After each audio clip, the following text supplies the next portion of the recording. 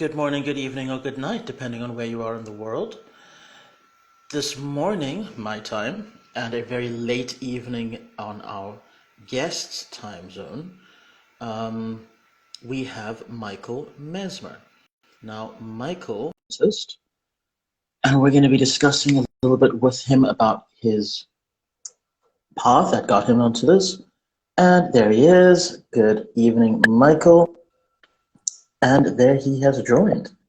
Hello. Fantastic. Hello. And thank you so much for taking time out of your evening to join us. Well, I'm a night person anyway, so no problem. Oh, brilliant. Excellent. Glad to hear it. Yeah. So, okay, Michael, without further ado, let's jump right in. I'm Sure, go ahead, very Ethan. I'm looking forward to Thank you. Brilliant. I'm very keen to hear from you about your journey. Like, what got you to the point where you yourself, you know what, we need to be assist. What got you to that point? Well, as far as my hypnosis, it started long ago. I actually toured the world as a magician for many, many years. I spent a lot of years in Asia, about 4 years in Asia, touring all throughout Asia. And during that time, I experienced a lot of the trance ceremonies in Asia. I saw the Kinjay in Thailand and some of the other religious combined with trance ceremonies. And I just was fascinated. Was really fascinated by it. I mean, in Indonesia, for instance, they have the horse dance where people actually they put someone in trance. They believe they're a horse, and then they actually whip them with a whip on their back and no blood, and they eat light bulbs, real glass, no blood.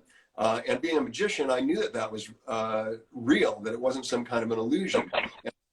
Yeah, so it was really impressive. And then in Thailand, of course, the Kinjay, where they do a religious ceremony, and they actually put spikes through their cheeks. They're about a half inch or more, maybe an inch in diameter, and they walk through, they hang things from it and walk for 2 or 3 days through the cities, and then they go back and pull them out, and no blood, no marks. It was pretty impressive stuff. And so seeing all of that, experiencing that in Asia, and then returned to the States. I also worked with a hypnotist, a stage hypnotist down in Venezuela too, prior to me becoming a hypnotist, and saw that part of hypnosis. So it just fascinated me. So I came back to the States. I went to the Hypnotism Training Institute in Glendale, California, which no longer exists. But at that time, it was the best in the world because Gil Boyne, who was my mentor, is considered one of the top hypnotherapists of all time. And I took 500 hours initially from him, and then I did an internship to develop my skills even.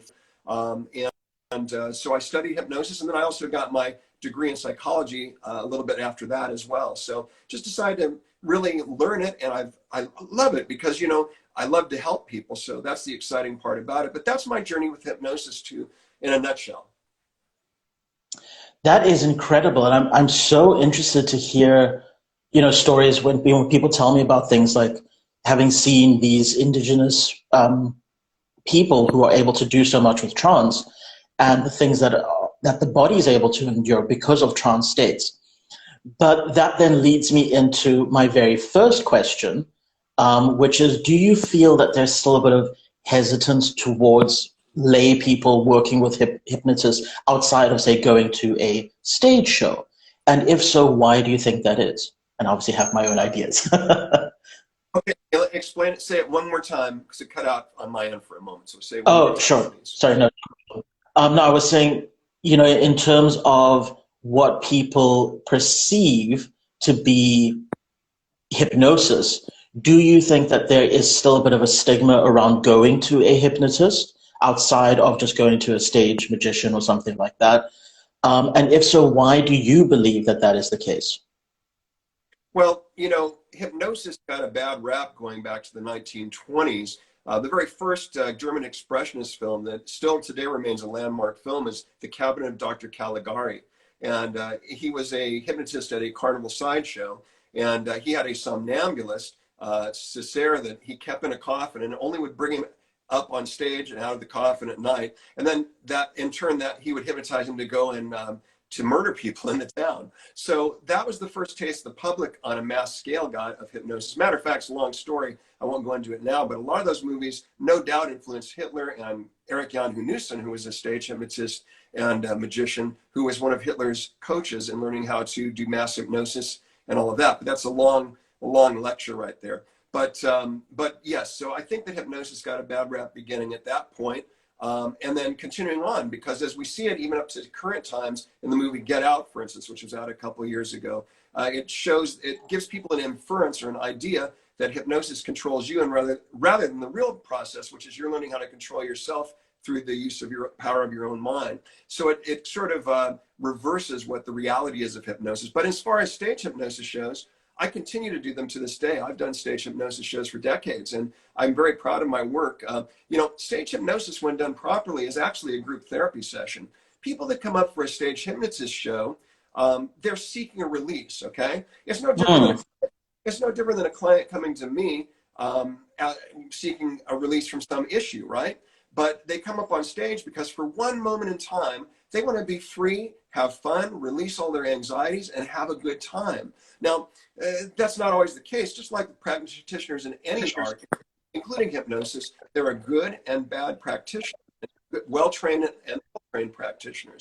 So there are bad stage hypnotists, there are bad doctors, there are bad psychiatrists, there are bad in every area, but there are good people too. And hopefully there's more good than bad. And in my case, when I bring people up, I make sure they have a positive experience. Yes, we have fun, we laugh, we have a good time, and people have a goofy experience. But it's really group therapy, because the people on stage are having a wonderful, positive experience. The people in the audience are having laugh therapy, so they're having a wonderful experience. And if you do it right at the end, like I do, I give suggestions for confidence.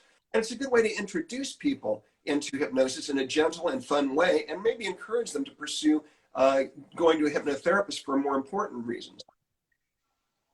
That is so interesting, and I'm so glad that you brought up the point about hypnosis not being about the hypnosis controlling you, but rather giving you the tools to actually control yourself. Because I feel as though that is, given my own upbringing, a huge part of in my experience, were hesitant and downright distrustful and almost hateful of hypnosis. And that was because they would say, oh, you are handing over your free will to someone else, and you're leaving yourself open for other entities and take possession of you. That before. Yeah, and it's Go ahead, I'm sorry. No, you said you go. I was going to say that I hear that question often. A lot of that comes from, of course, also fundamentalist Christians and groups like that. And the point of hypnosis, you're not opening yourself up to anything. In fact, it's the exact reverse, because you're learning to control your mind more efficiently. So therefore, you're not allowing anything to control your mind. With hypnosis, it is self-hypnosis, like I mentioned. And so what you're doing with hypnosis, in life, they teach us in school all these things they want to put in our minds, but they never teach us how to control our minds. So you can never make someone under hypnosis do anything that would be against their moral belief systems or anything else. The only way you can achieve that is like in Russia, where they use hypnotic drugs and hypnosis combined. Then yes, you could probably do anything with someone. You probably saw the movie, hopefully the original Manchurian Candidate. And in that movie, the Russians and the Chinese had someone become an assassin. Well, you could do that if you mix the drugs with the natural hypnosis, but natural hypnosis that we actually experience every day in our own lives without even realizing it, natural hypnosis, no, you will never do anything you do or be forced to manifest anything within you. It doesn't allow you to, it has nothing to do with the spirit world. People always say, do you believe in hypnosis? It's not a belief system. Hypnosis is a professional tool. I work at the Unger Medical Concierge Group in Rancho Cucamonga, California. I've been with him for 8 years. He is one of the top diabetes doctors in the country. Matter of fact, you might have heard of Ozempic. It's all over the world now. It's for diabetes medicine. He was helping that to market. But in any case, he's used alternative therapies rather than turn to drugs unless he has to with people. And so, yeah, it's a very well accepted medical tool. It's not a belief or a religion or supernatural in any way. It's something we have within us. And I know you had another hypnotist on here on earlier interviews, and he explained it pretty well. But hypnosis is a natural God-given ability to relax. We all have it. We all use it. Whether you're watching the TV and someone comes up to you and says, hey, blah, blah, and they say something to you and you don't remember it after the end of the show, that's hypnosis. Because here's the basics of hypnosis. Excite the imagination, and then when you're imagining excited, you're open to accepting information uncritically, and there you go. So when you watch TV, every time you do, that's why it's so important when you watch anything, especially news programs, to not zone into that hypnosis state, because you're uncritically accepting that information, and it's negatively affecting you in the long term. So that was actually going to be my next question, because you've now brought it up twice around this mass hypnosis thing, which we know that Hitler used quite effectively. And I feel like the media as well uses mass hypnosis. Advertising has been About in terms of self-empowerment. Yeah, no, for sure. I mean, I even find myself, you know, I don't often watch mainstream television with advertising and all of that. But every so now and then I'll sit through an advert, and because I'm consciously aware and I'm actually, you know, I'm going to watch this advert now, I can then pick up little things that they're doing and saying, and I'm like, that's interesting because that's an anchor keyword. Or that's interesting, you know, they've really put a lot of emotion into this phrase.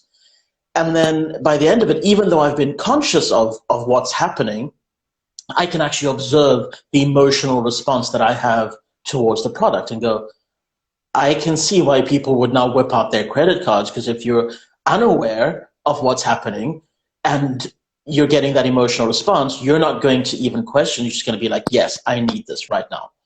And repetitiveness, the repeating of the terms over and over till it do. I mean, same with advertising. You know, you get those commercials over and over, and eventually you start responding to it because you become uncritically accepting of that information. And so, yeah, it's very important what we watch and how we perceive it, and especially the news. Like, say, a lot of times people in general accept their favorite newscaster as a person they respect and look up to in their opinion. And when you do that, then you're more easily accepting that uncritical information. Absolutely. You said it so perfectly there, because this is one of the things that I enjoy. It's kind of a hobby, kind of a guilty pleasure, I guess.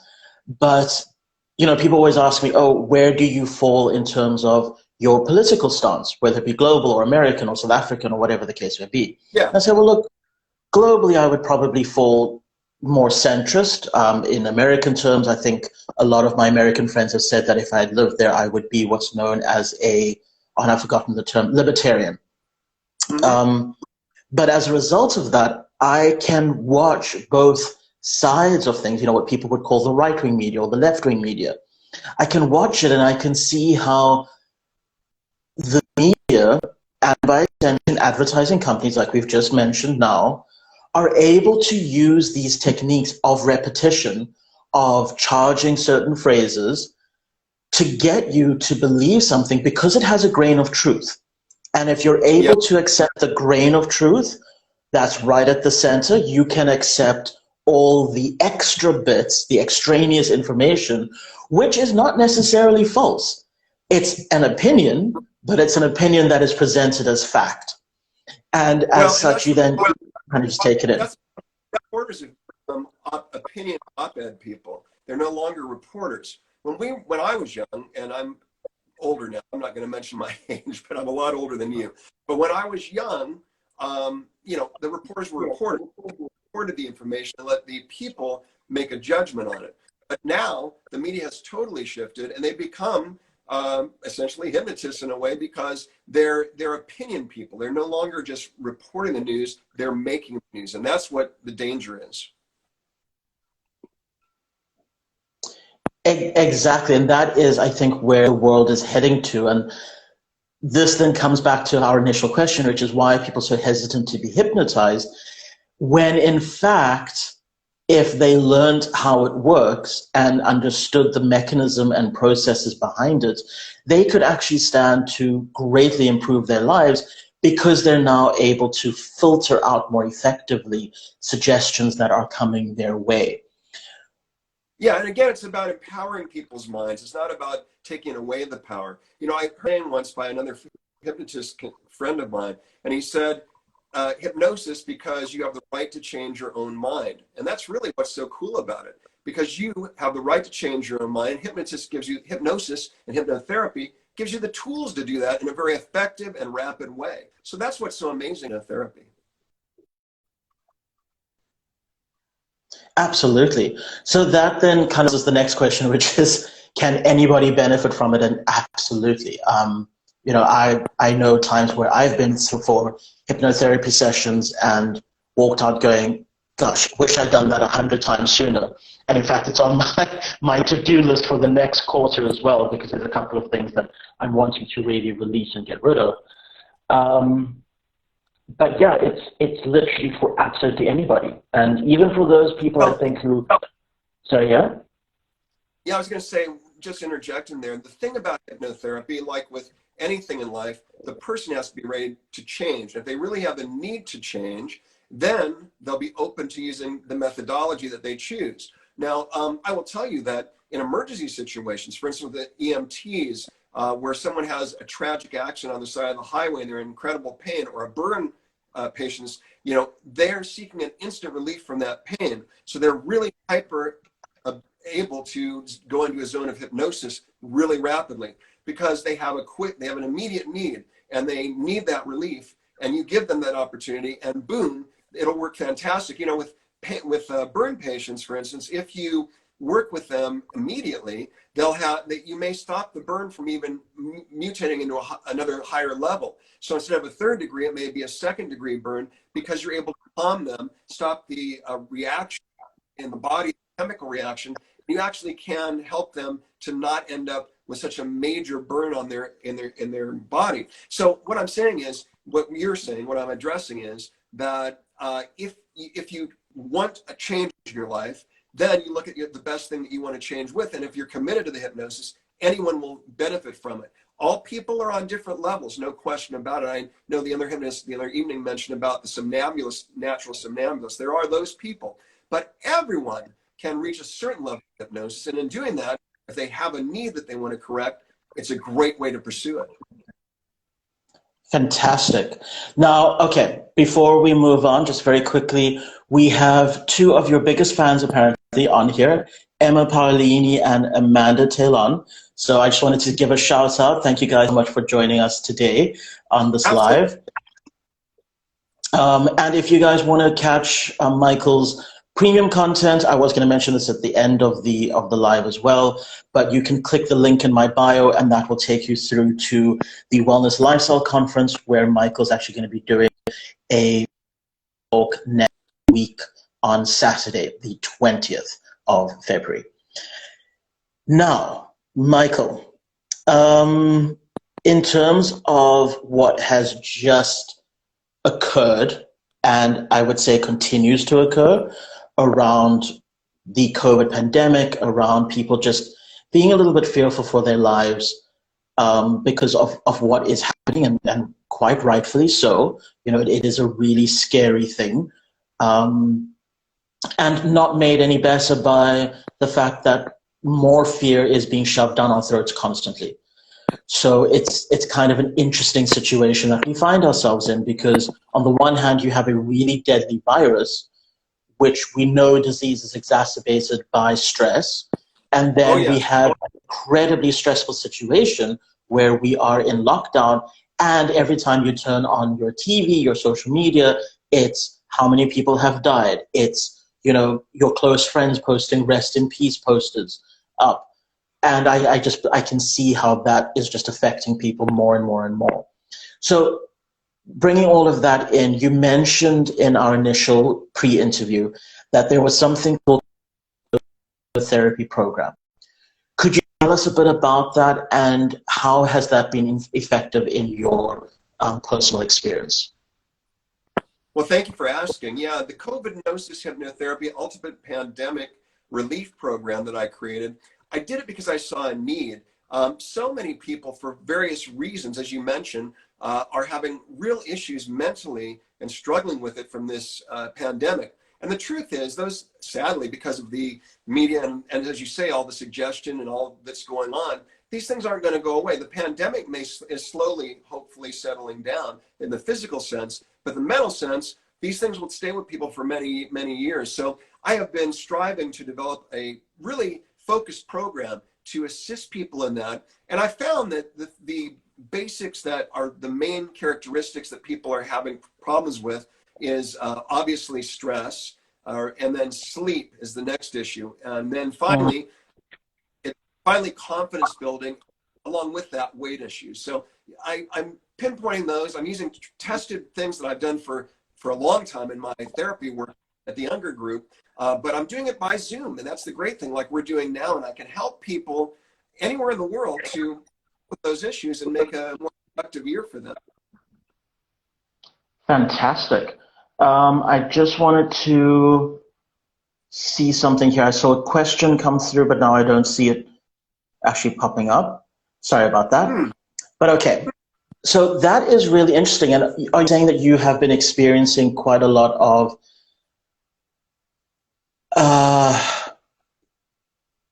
success with that, I think is the word I'm looking for? Oh yeah, because again, people are really seeking a release. Like we were talking about a minute ago, they're seeking a release, and hypnotherapy actually in this situation with the main issues from the pandemic is probably one of the very finest therapies you could do. And the great thing about, I want to mention one quick thing about hypnotherapy, because, you know, there's so many different modalities of treatment, you know, from psychiatry, psychiatrists, and also other metaphysical treatments and all of that. The wonderful thing about hypnotherapy is it works rapidly. If it doesn't work rapidly, then you're not doing your job as a hypnotherapist.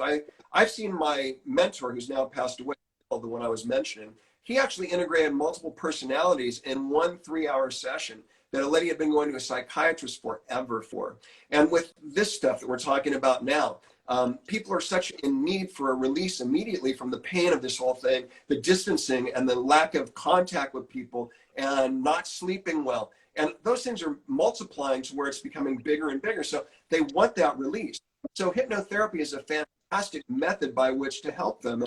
So yeah, I've had great about 2 months ago because I saw the need. So I took it to a new level, what I had been doing, and took it up to the hypnosis level to, you know, on that. And yeah, it's working great with the clients so far. They've had such relief. They're doing really well.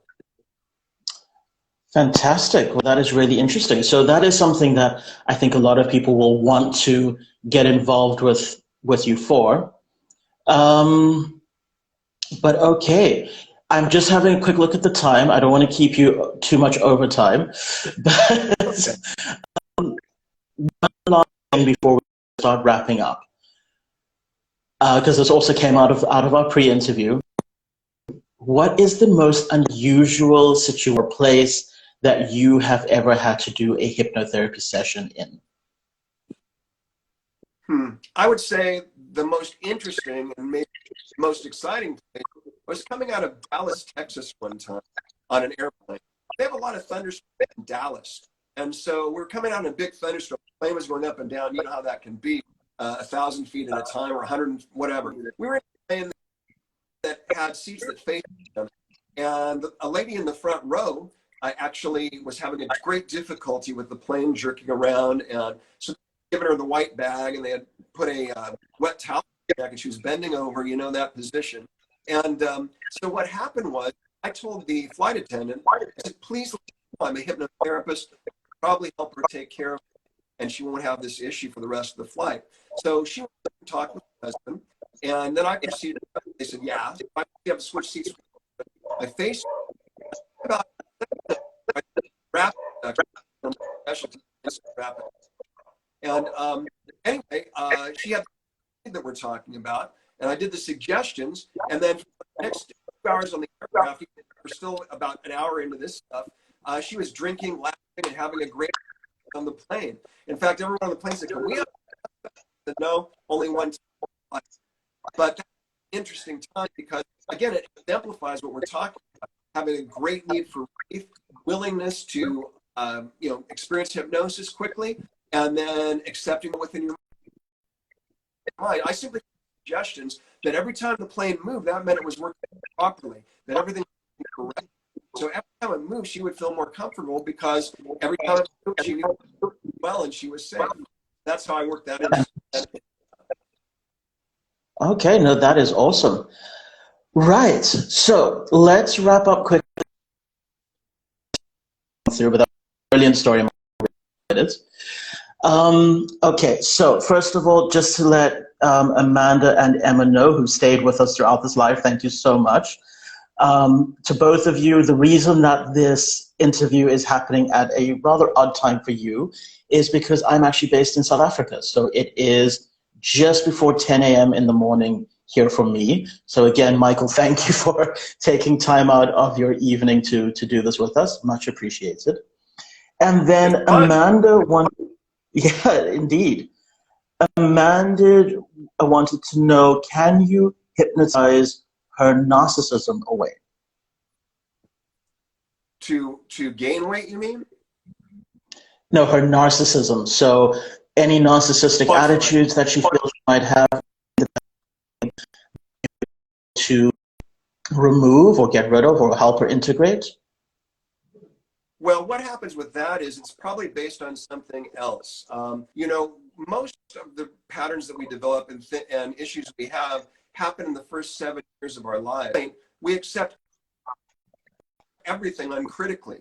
So a lot of things that do occur and that affect our entire adult life are implanted at that point. You have to understand, it's sort of like this is the conscious, this is the subconscious, but this is not there when we're 1 through 7. So we accept everything that goes in, and then it stays in there like a broken record. And then when we get older about it, past age 7, we get our conscious or our critical factor that deflects that unless we choose to accept it. So my answer to her is that probably something did happen at a younger age, and that's influencing that personality behavior in that situation now. So if we did a session, of course, yes, absolutely, we'd find out what that is, and then we would help her with that. And I would assume probably in 1 or 2 sessions we could make a great adjustment there if she has the willingness and wants to make that change. Sometimes people tend to choose to hold on to their pain or their issue because for some reason it comforts them. But generally speaking, right. Generally speaking, what you're talking about, if she's willing and wants to make that change and has a serious reason to make that change, then yeah, of course, hypnosis would be a wonderful tool to help her to achieve. Fantastic. And then Emma says that she has the opposite problem. So I'm guessing it would be probably a very similar process that you would follow to look at making sure that that change is able to occur. So Amanda and Emma, Sure. You'll be quite interested by the next question, so listen up, although it will be in the comments as well. For those who want to get in touch with you and book a session, what are the best ways for them to go ahead and do that? Well, they can email me as the very best, I suppose. And you're going to be posting that on this below this interview? Yes. I'm sorry, you froze on me. Oh, sorry. I was saying yes. I will be posting that on the comment section of this video as well. Yeah. Yeah. So hypnomesmer@hotmail.com, and then that's the very best way. Of course, they can connect with me on Facebook as well, but I think don't take friends. I get so many people. So, but yeah, the email would work. Preface it that say the Stephen, or Stefan, right? So I'll just need to, if they can preface it that way, then I'll know if they put that in the intro line, then that's who it is and who's contacting me, and then I'll get back with them. Fantastic, fantastic. And then of course I will, you will be tagged in this video too. And then just as one final reminder, everybody can catch Michael, if you're catching the replay as well, on the Wellness Lifestyle Conference. That is going live on the 20th of February, and we look forward to having you there. The link to that is in my bio. And Michael, thank you so much for your time with us today, explaining a little bit more about hypnosis and your own very interesting stories about it. I'd love to have you back again in the very near future for maybe a bit of a longer session. I'd love to hear more about your stories about your travels and what you've experienced with these indigenous cultures and the amazing feats that they're able to achieve with mind over body, because that's essentially what it is. It's really fascinating. So yeah, I'd love to talk with you about that. One thing I don't advertise a lot, but I'm also a ghost hunter. So I work with a lot of spiritual stuff as well. So it kind of combines. There's a lot of combinations, a lot of crossing the line. trance ceremonies and spirit world, and it's pretty interesting stuff. Yeah. Awesome. No, that is very cool. Well, Michael, thank you so much for your time today again, and we look forward to speaking in the very near future. You can expect a mail from me in the next couple of hours asking you to come back again very soon. Have that chat in the very near future. Have a good one. Thank you so much. You have a fantastic day. It's a day for you. So have a fantastic day. And the ladies that watch, thank you so much for watching. And look forward to being with you again sometime. You have a wonderful day. Brilliant. Speak soon. Thanks. Bye. Bye-bye.